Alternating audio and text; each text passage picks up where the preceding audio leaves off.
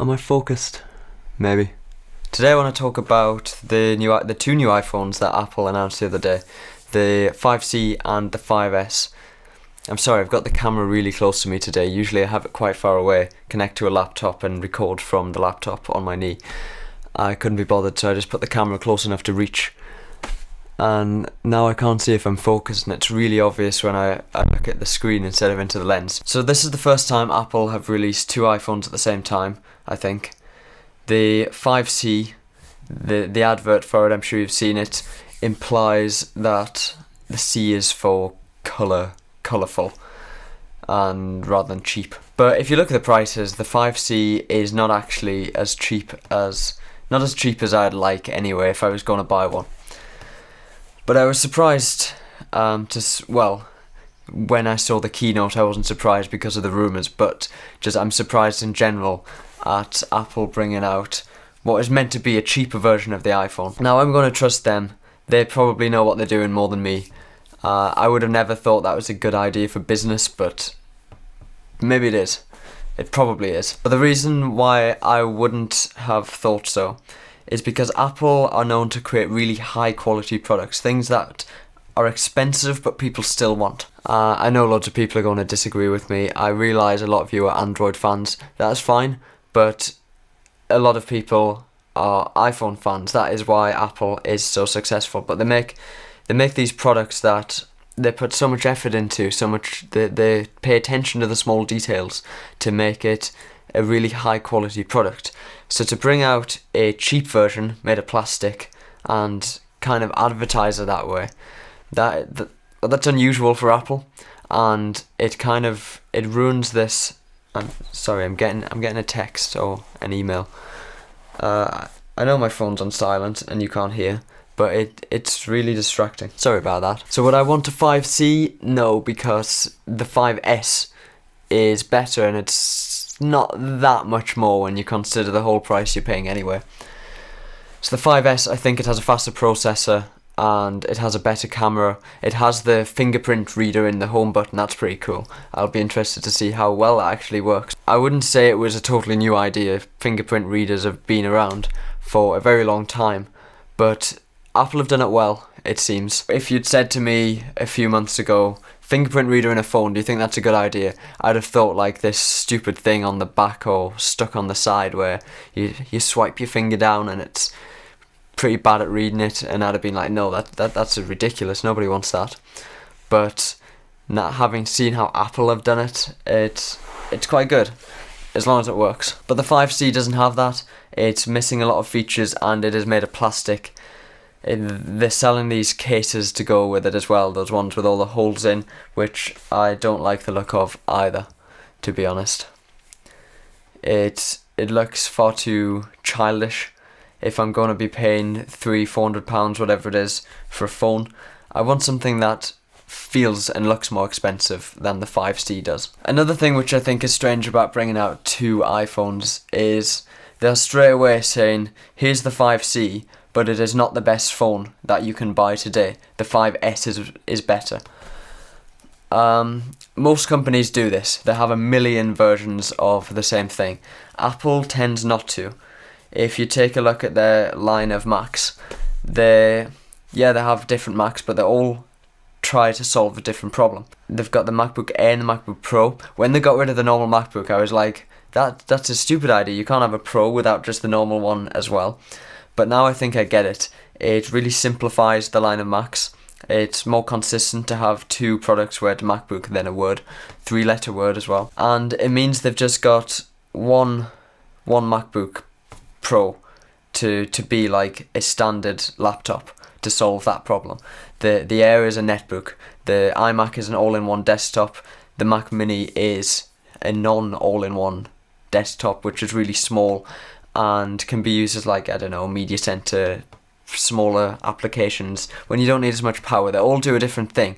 They don't have two products that are trying to solve the same problem of being a phone that just fits in your pocket and you use for calls and you use for internet and you use for apps.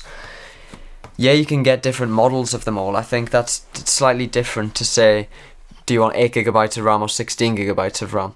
But to say 5C and 5S, two different products. Which one do you want? You can have the 5C, but we have a better one. That is, to me, not the best way to sell products. Obviously, everyone does this, and I always liked how Apple was different. Mostly, they have a few exceptions, of course, but generally, Apple didn't do that. They had a very simple line of products, and yeah, it's still simple, but they kind of breaking this idea a bit of just having one thing which they believe is the best, and then through marketing and advertising and having a good product despite the price, they make the customers believe that it is the best as well. So what else did Apple talk about? We have iOS 7, of course. I hoped they would be like releasing it the same day, but no, the 18th I believe, which is one day after 17th, which is the day GTA 5 is released. So good couple of days coming up. They did not talk about the Mac Pro, which I hope they would. The new Mac Pro is a very interesting design, especially compared to the old thing, which was massive. I'd like to know more about that. Obviously they have plenty of details on the website already, but I want to know the price and the specific specs that they end up with. So iOS 7 was really the only big major thing that they talked about. We already knew all about it. They announced it quite a few months ago and told us all of the details. They added a few more in the keynote this week and gave us a release date. I'm looking forward to iOS 7. It is a welcome update, I think. Yesterday I watched the original iPhone announcement that Steve Jobs did. It's funny to see how excited everybody got at this idea of having a device that could be a phone and an iPod and an internet browser all at once. And that was before they even had the App Store, when the iPhone had this concept of apps, but only the ones Apple gave you. But my point is that the iOS, originally called iPhone OS, it has barely changed since the release like 5 years ago.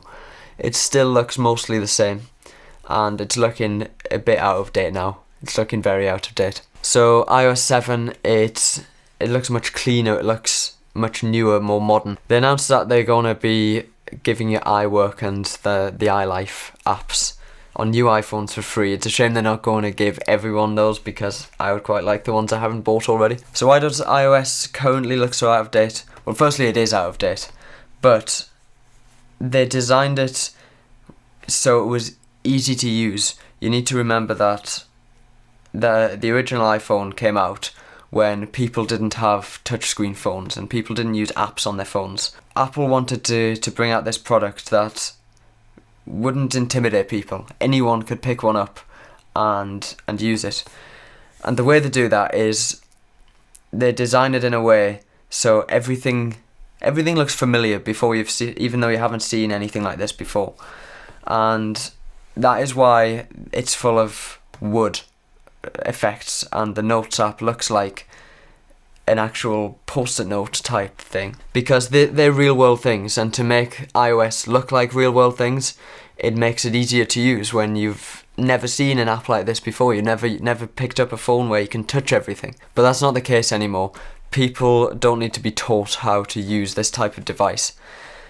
It is time for Apple to move away from real world analogies with their apps and make it look nice instead. So I said I won't be buying a 5C. Will I be buying a 5S? No, because I have an iPhone 4S with a bright blue cover on to look like a 5C, and it is in almost perfect condition. I've looked after it well, so physically I don't need to buy a new phone. We're going to get iOS 7, so software will be up to date. Compared to 5S, yeah, it's slow, but it's good enough. It's not very old to me yet, so maybe wait for the 6 or the 6S. See what that's like. Let me know what you think about Apple's 2 new iPhones and iOS 7. I'm really sorry, I cannot stop looking at myself in that screen. I do this in every video, except I don't think it's as noticeable as this when the camera's at the other side of the room and I zoom in. Anyway, let me know what you think. Thanks for watching.